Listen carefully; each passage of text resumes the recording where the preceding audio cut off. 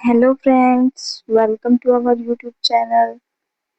तो guys, I hope आप सभी की यूपीडीएलएड 2026 के एग्जाम की प्रिपरेशन अच्छी चल रही होगी। आज की इस क्लास में मैं आपको यूपीडीएलएड फर्स्ट सेमेस्टर का मैथ का previous year question paper solve करवाने वाली हूँ। तो आइए चलते हैं और पेपर को सॉल्व करते हैं। आपके आपको पता होगा, आपके एग्जाम में तीन टाइप के क्वेश्चन आते हैं। सबसे पहले है बहुविकल्पी प्रश्न, जिसको ऑब्जेक्टिव या फिर एमसीक्यू टाइप क्वेश्चन बोलते हैं। हम इसी को सॉल्व करेंगे पहले। आपका फर्स्ट क्वेश्चन है, समद्विबाहु बाहु समकोण त्रिभुज में न्यून कोणों का योग होता है। तो हमें ये बताना है कि जो समद्विबाहु त्रिभुज होता है उसमें न्यून कोणों का योग कितना होता है। अब समद्विबाहु त्रिभुज क्या होता है? समद्विबाहु त्रिभुज होता है जिसकी दो भुजाएं समान होती है। जिस त्रिभुज की दो भुजाएं समान हो उसको समद्विबाहु त्रिभुज बोलते हैं। जो त्रिभुज होता है उसमें तीनों कोणों का योग 180 डिग्री होता है। किसी भी त्रिभुज के तीनों कोणों का योग 180 डिग्री होता है, और जो समकोण त्रिभुज होता है उसमें एक कोण का योग 90 डिग्री का होता है। तो दोनों न्यून कोणों का योग हमें निकालना है। अब हम कैसे निकालते हैं? तीनों जो इसका योग होता है तीनों कोणों का, उसमें से माइनस कर देंगे हम एक समकोण को। समकोण है 90 डिग्री, इसको माइनस करेंगे तो 180 में से जब 90 माइनस करेंगे तो आपका आंसर आ जाएगा 90। तो इसका राइट आंसर होगा 290। नेक्स्ट, संख्या 2515 में अंक 5 के स्थानीय मानों का अंतर बताना है। तो अब इसमें 5 एक ये है और एक ये सेकंड स्थान पे है। तो जो फर्स्ट वाले स्थान पे है वो सैकड़ा स्थान है, जो 500 वाला है। और जो दूसरा है वो इकाई स्थान पे है, जिसको यूनिट डिजिट बोलते हैं। तो हमें इन दोनों का अंतर बताना है। अंतर होता है डिफरेंस, हमें इनमें डिफरेंस बताना है। तो 500 में से 5 माइनस करेंगे तो ये आ जाएगा 495। तो आपका राइट ऑप्शन होगा 495। तो नेक्स्ट क्वेश्चन, 3/5 को प्रतिशत में बदलने पर मान होगा। तो जो जो किसी भी नंबर को अगर हम प्रतिशत में बदलते हैं तो उसमें हम क्या करते हैं, गुना करते हैं 100 से गुना करते हैं किसी भी नंबर को प्रतिशत में बदलने के लिए। हमें 3/5 को प्रतिशत में बदलना है तो हम इसमें गुना कर देंगे 100 से। जब हम इसमें 100 से गुना करेंगे तो ये कट जाएगा, 5 2 10 और ये 0 यहाँ पर आ जाएगी। तो 3 2 6 और ये हो जाएगा 60। 20 दिए 60। तो इसका राइट आंसर जो होगा वो होगा 60%। नेक्स्ट क्वेश्चन है, ये आपको इक्वेशन दी गई है, इसको सरल करके हमें इसका मान बताना है कि इसका मान क्या होगा। आपको दो इक्वेशन दी गई है, एक ये है और एक ये। तो सबसे पहले क्या करते हैं, ब्रैकेट ब्रैकेट को सॉल्व करते हैं, ब्रैकेट हटाते हैं। जब हम फर्स्ट वाले का ब्रैकेट हटाएंगे तो उसमें कोई चेंज नहीं होगा, वो सेम लिखा जाएगा। लेकिन जब सेकंड वाले का ब्रैकेट हटाएंगे तो जो आपका बीच में माइनस है उसकी गुना सेकंड ब्रैकेट में होगी। तो जब जैसे ही हमने ब्रैकेट हटाया तो ये जो माइनस है इसकी गुना इसके साथ होगी, तो हो जाएगा -2a।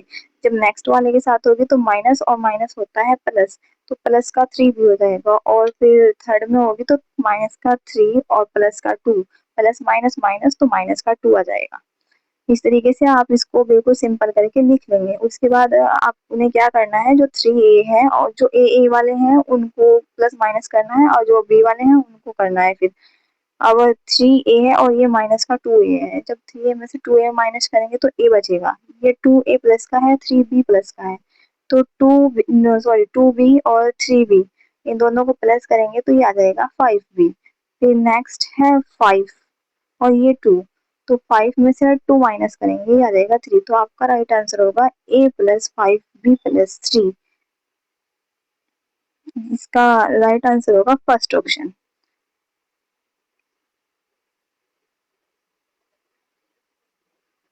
अब है हमारा 5 क्वेश्चन। 5 है 36 और 42 का महत्तम समापवर्तक HCF होगा। हमें महत्तम समापवर्तक निकालना है HCF, जिसको इंग्लिश में बोलते हैं हाईएस्ट कॉमन फैक्टर। तो हम इसके फैक्टर कर लेंगे। 36 36 और 42 के फैक्टर कर लेंगे। जब 36 के फैक्टर करेंगे तो आएगा 2 इंटू 3 और जब 42 के फैक्टर करेंगे तो आएगा 2 इंटू 3 इंटू 7। तो हम हाईएस्ट कॉमन फैक्टर में से वो निकालते हैं, वो लिखते हैं जो कॉमन होता है। तो इसमें 2 कॉमन है और एक इसमें 3 कॉमन है। तो यहाँ पे 2 और 3 हम इसमें से लिख लेंगे कॉमन वाला नंबर, और जब हम इसकी मल्टीप्लाई करेंगे, गुना करेंगे, तो ये आ जाएगा 6। तो आपका राइट आंसर हो जाएगा 6।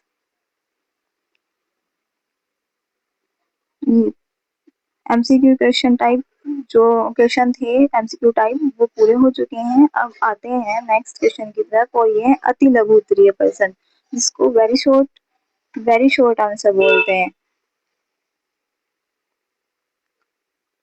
तो आपका 6 क्वेश्चन है माइनस का। आपको एक इक्वेशन दी गई है, -7/25 डिवाइडेड बाय 4/5 प्लस 2/5। आपको इसको क्या करना है, आपको इसको सरल करना है, मतलब सिंपल फॉर्म में लिखना है। तो जब अब आप किसी भी इक्वेशन को सिंपल फॉर्म में लिखते हैं तो पहले उसमें से डिवाइड हटाते हैं। जब भी आप इसमें से डिवाइड हटाओगे तो क्या करना है, जैसे डिवाइड हटाते हो तो डिवाइड की जगह मल्टीप्लाई का साइन आता है, और जब कोई भी डिवाइड का साइन हटा के मल्टीप्लाई लगाते हैं तो जो आगे वाली डिजिट होती है उसका रेसिप्रोकल हो जाता है। रेसिप्रोकल को बोलते हैं उल्टा, उसका उल्टा हो जाता है। तो -7/25 और हमने डिवाइड हटा के मल्टीप्लाई लगाया, और इसके आगे वाली जो डिजिट थी 4/5, इसका उल्टा हो गया, ये हो गया 5/4। अब हम इसकी मल्टीप्लाई कर देंगे। जब हम इसकी मल्टीप्लाई करेंगे तो 25 की 4 से करेंगे तो 100 आ जाएगा, 7 की 5 से करेंगे तो 35 आ जाएगा। और जब इसको कट कर देंगे इससे तो ये आ जाएगा -7/20। उसके बाद ये 7/20 हम इस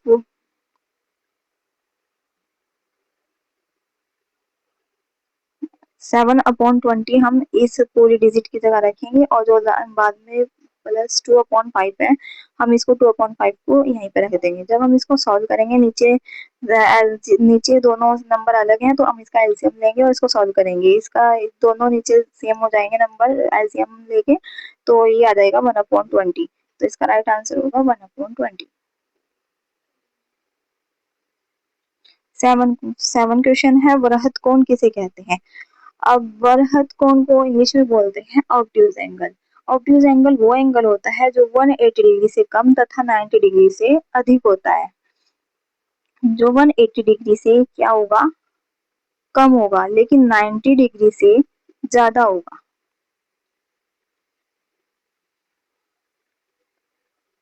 नेक्स्ट क्वेश्चन पे आते हैं।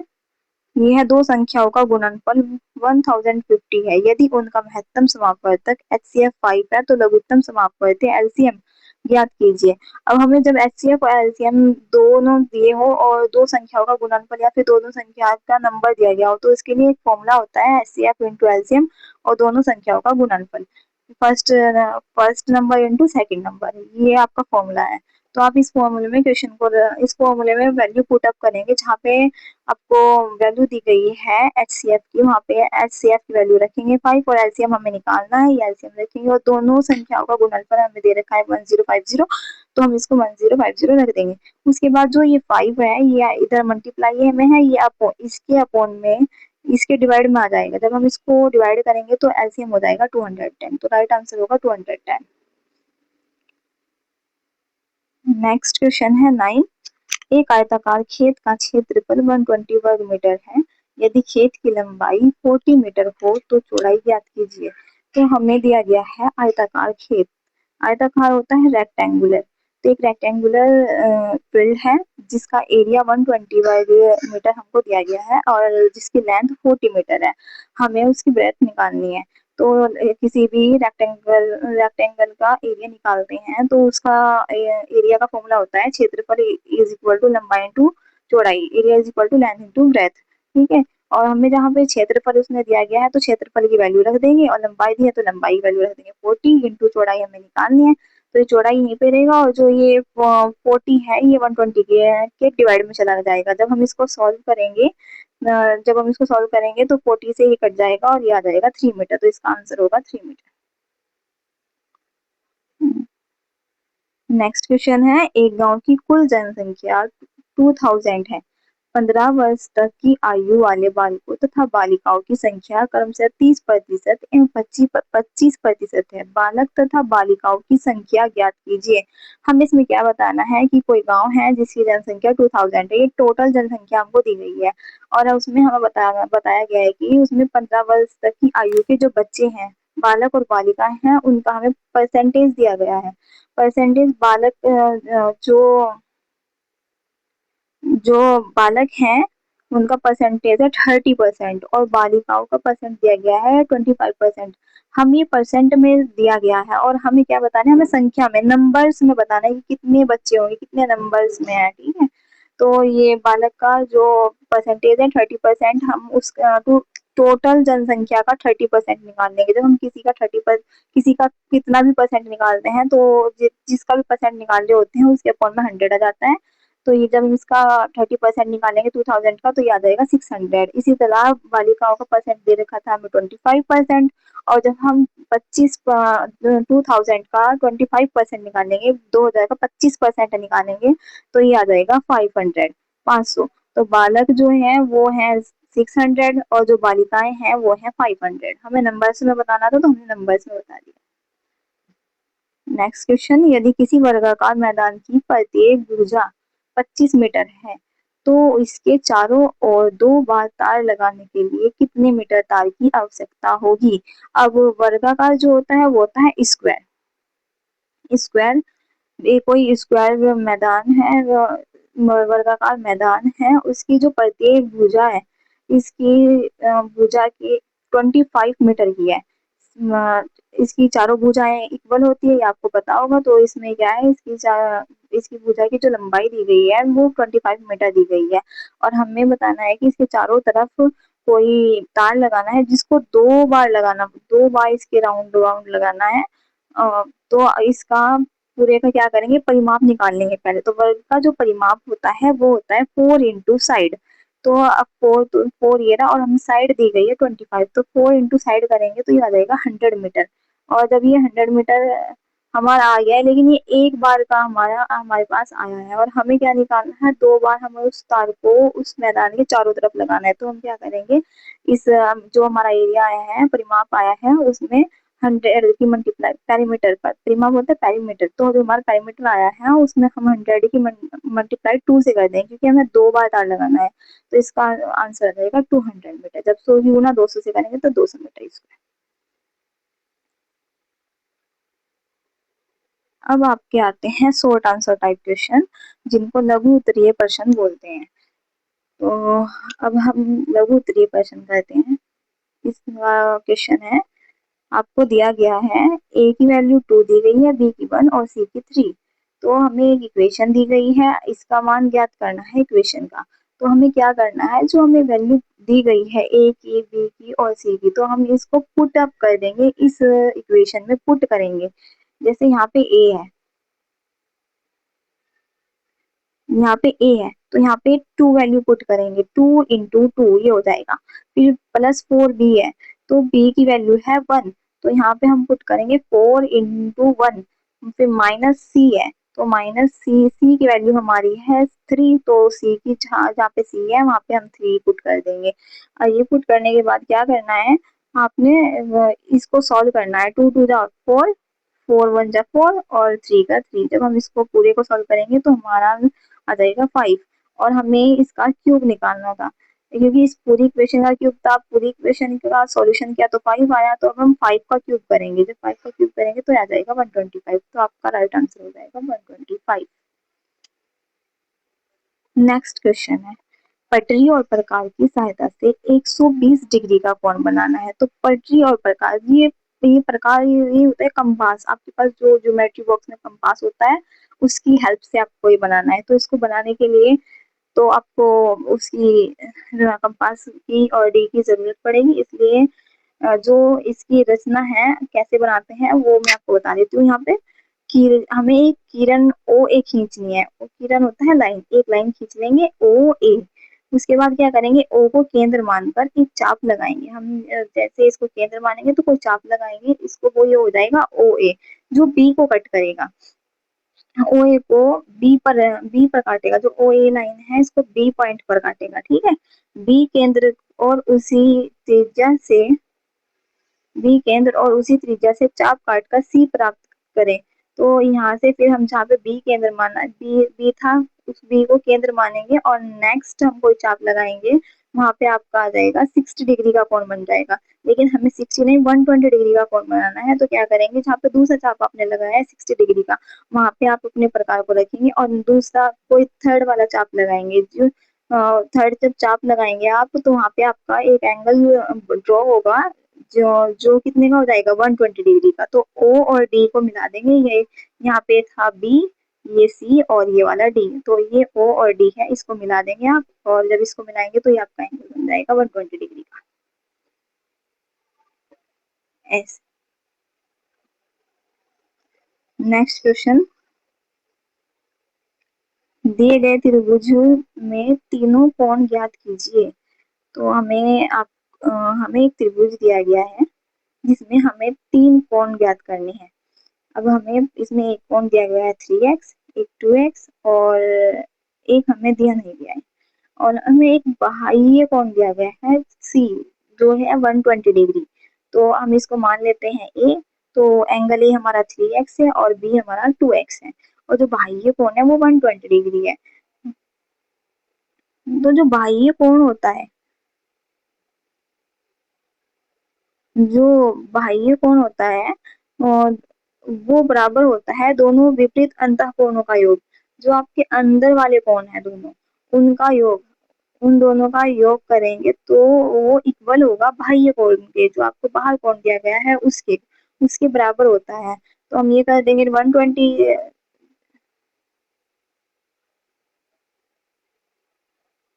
ये हो जाएगा 120 is equal to 3x plus 2x। जब हम 3x और 2x को जोड़ेंगे तो ये आ जाएगा 5x।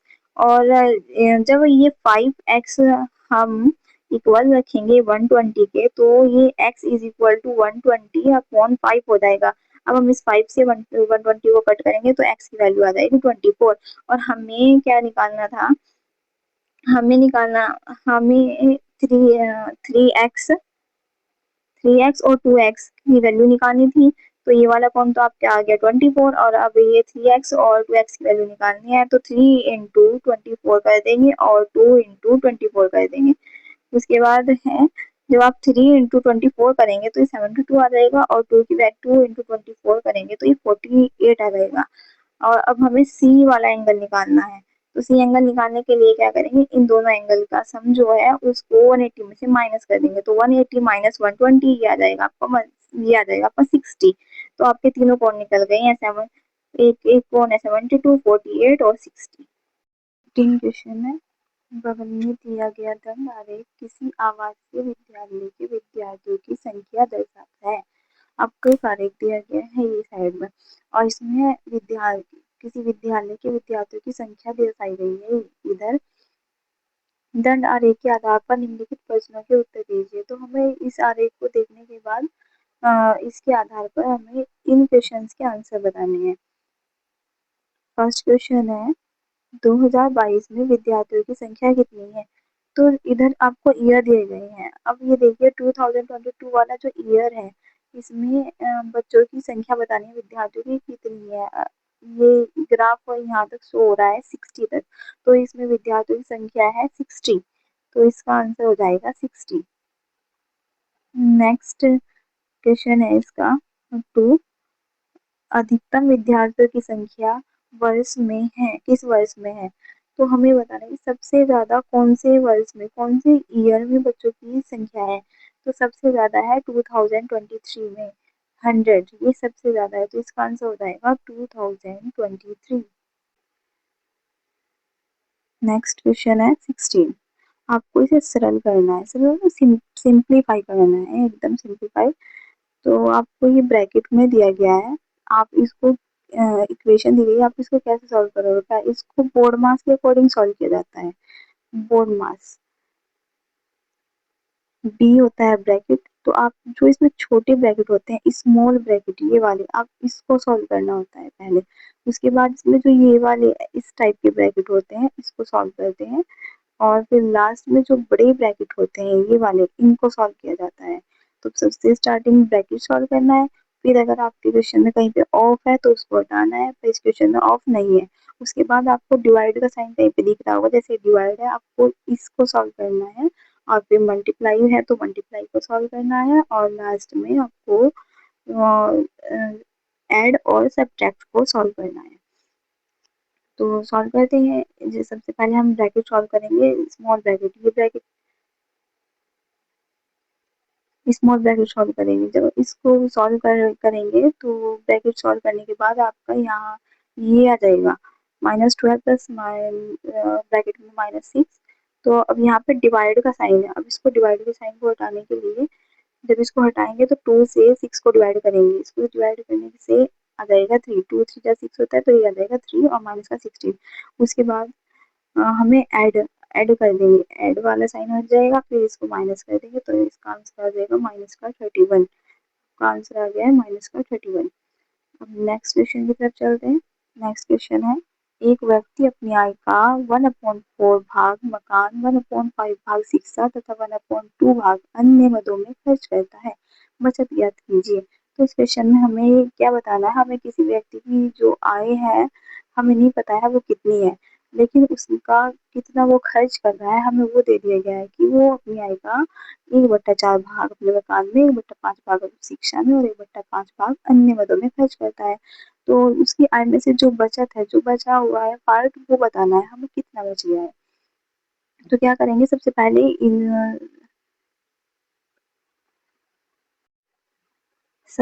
हम 1/4 है जो उसकी आय है 1/4, 1/5, 1/2, इसको ऐड करेंगे।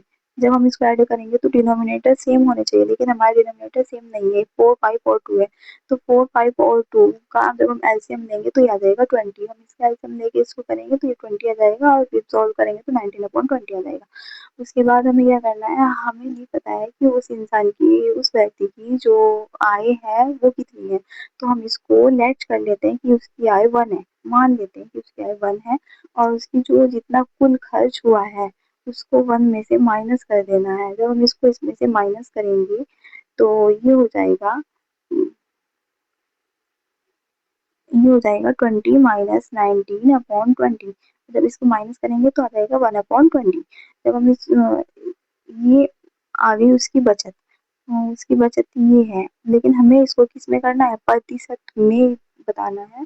तो 1/20 को हम मल्टीप्लाई करेंगे 100 से, 0 से 0 कट कर देंगे और 2 5 जो होता है 10, तो ये आ जाएगा 5%। उस व्यक्ति की जो बचत है वो है 5%, तो आपका राइट आंसर होगा 5%। नेक्स्ट क्वेश्चन की तरफ चलते हैं, और ये इस पेपर का लास्ट क्वेश्चन है। 2001 में जनसंख्या दी गई है और 2011 में जनसंख्या दी गई है, हमें वृद्धि प्रतिशत फाइंड करना है कि 2001 से 2011 तक कितनी वृद्धि हुई है, उसका परसेंटेज फाइंड करना है हमें। अब क्या करेंगे, जो हमें 2011 की जनसंख्या दी गई है उसमें से 2001 की जनसंख्या को माइनस कर देंगे। जब हम इसको माइनस करेंगे तो याद रहेगा 1,29,381। अब हमें फाइंड करना है प्रतिशत, इसको हमें परसेंटेज में फाइंड करना है। तो इसको परसेंटेज में फाइंड करने के लिए क्या करते हैं, जो जहाँ से हमारी इंक्रीज हुई है, जहाँ से हमारी परसेंटेज इंक्रीज हुई है उसको हम नीचे रखेंगे। जैसे यहाँ से 5,17,524 से इंक्रीज हो गए, इतनी हो गई है, तो हम इसको नीचे नीचे डिवाइड में रखेंगे, और ऊपर हमारी जो वृद्धि हुई है, इंक्रीज हुई है जनसंख्या, उसको ऊपर रखेंगे और इंटू में 100 कर देंगे परसेंटेज निकालने के लिए। ये इससे 4 टाइम कट जाएगा, और जब ये 4 टाइम कट जाएगा तो 4 से 100 को कट करेंगे तो ये आ जाएगा 25%। तो आपका जो राइट आंसर होगा वो आ जाएगा 25%। और इसी के साथ हमारी क्लास होती है कंप्लीट, और ये क्वेश्चन पेपर आपका कंप्लीट हो गया है। वीडियो हेल्पफुल लगी हो तो वीडियो को लाइक ज़रूर करें और चैनल को सब्सक्राइब करें, ताकि आपको आने वाली सभी क्लासेस की इंफॉर्मेशन टाइम से मिल सके। Thank you for watching.